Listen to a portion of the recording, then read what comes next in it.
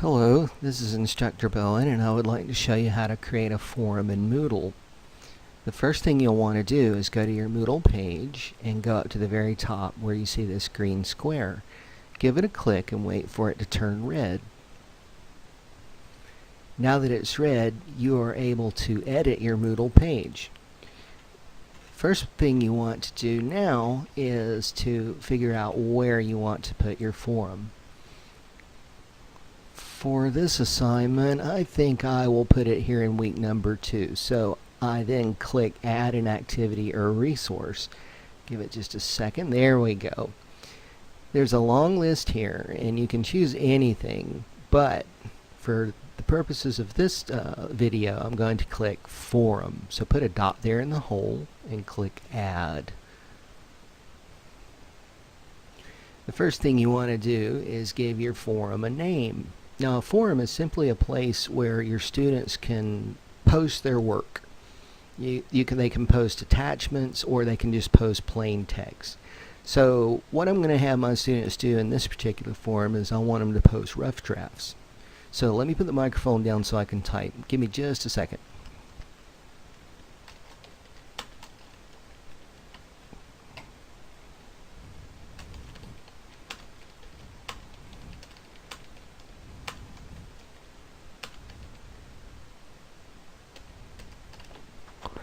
Where it says description, essentially you want to tell your students what to do.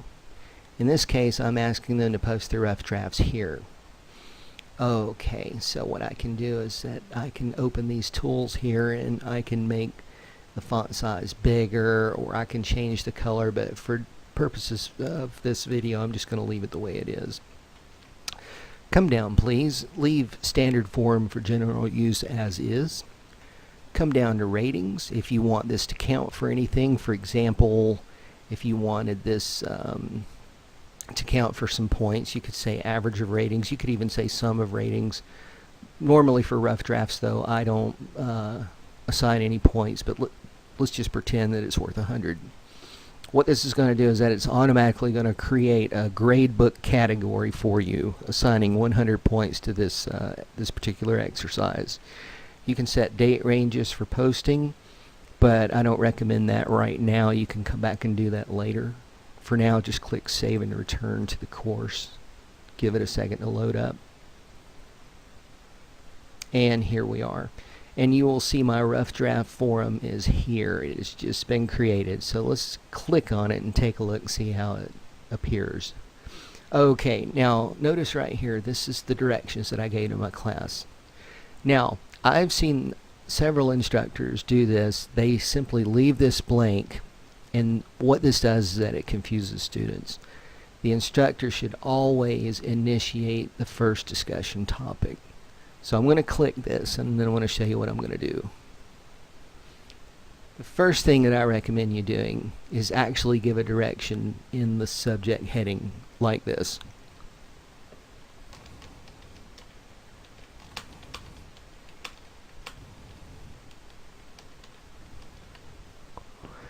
Notice that I said click here to post your assignment. When you do that, it really helps the students to know where they are and what they're supposed to be doing. So for the sake of time, I'm going to show you some extra directions that I usually give at this point. There we go. I just copied and pasted that. Now yours probably will look a little differently, but we'll look at this in just a minute again. Say, I do not want email copies of posts in this forum. And then click Post to Forum. Give it a second to load up. It'll look like this for just a few minutes. Well, a few seconds really, not a few minutes. That would be terrible if it lasted a few minutes. Okay, so look here at the difference. So here is what the students are supposed to do. Of course, you'll be more elaborate than this. Okay, but when they're done reading what the assignment is about, they'll instinctively know to come down here and say, click here to post your assignment. Okay, so when I click here, let's see what happens. Kaboom! Here's that extra set of directions that are more personal to me, although you can copy these if you'd like. But Number one, you got to tell them what to do. They have to hit their reply link. They have to copy and paste their text into a text box, or you can have them upload an attachment, which is very easy to do. Make sure they select that I don't want email copies, and make sure they hit the post to the forum button. So let's follow these directions and see what we have. I'm going to click reply. Okay. Leave the subject as is. Okay, so for the sake of time, I'm just going to copy a little something that I have here. Say paste. Now, here we have the first problem. If you cannot copy and paste with your mouse, say cancel, and then do the Control-C and Control-V method. I just hit the Control-V, and here we have my little sample draft. Okay. So this automatically defaults to I don't want email copies, so I'm going to click post to the forum. If you don't hit post to the forum, nothing will go. And kaboom, look at that. Right under my initial posting, I have my assignment, pretending like I'm a student. Okay. Now you can go back into the forum that you just created. Let me show you how. I'm trying to gather my thoughts here. Scroll down to week 2 where I created it.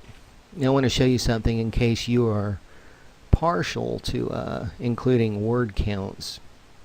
For example, if your students have to type a certain number of words, we'll go right here to attachments and word count, and display word count, say yes. Now if you're going to allow them to attach large files, you'll want to immediately bump this up to about 5 megabytes where it says maximum attachment size. Sometimes they will be uploading peer reviews or any number of things depending on what class you're teaching. So let's go down here and say save and return to course. Okay, and then let's go back into the rough draft form and see how it looks. And click right here where it says click here to post your assignment. Alright, now notice that it has 97 words. So, like if you have a 500 word essay, you'll be able to tell how many words students have. This is a very nice thing to use actually if you don't want them to turn everything in on paper. But that's how you create a forum. Very, very easy to do. Just take your time with it, and you can watch this video again, or you can email me if you have any further questions. Thank you very much.